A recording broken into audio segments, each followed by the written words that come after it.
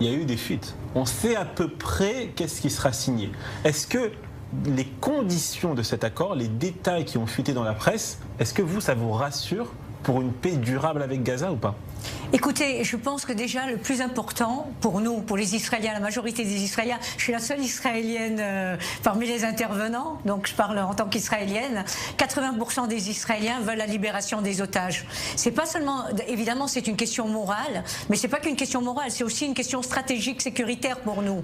Parce qu'en fait il faut comprendre qu'il y a un contrat entre les citoyens, l'État et l'armée, où on ne peut pas laisser, et après 21 mois, des otages encore vivants, il y a 20 otages encore vivants, on ne peut pas les laisser à Gaza. Déjà on avait raté une libération en avril 2024 par rapport au corridor Netzarim, et là on parlait du corridor Morag. Maintenant, donc il faut absolument, la première chose, faire une libération des otages, et ça passe par un accord actuellement avec le Hamas, même indirect, c'est obligé. Maintenant, ma grande satisfaction, ça sera quand la sécurité d'Israël sera totalement assurée. Mais ce que je pense, c'est qu'on en est capable aujourd'hui. On a appris des erreurs du 7 octobre, et donc dès qu'il y aura l'arrêt du cessez-le-feu, il faudra qu'à chaque petit tir du Hamas, on leur en donne 1000 fois plus que ce qu'ils ont donné, c'est tout, parce qu'il faut arrêter le terrorisme. Je pense que c'est le plus important.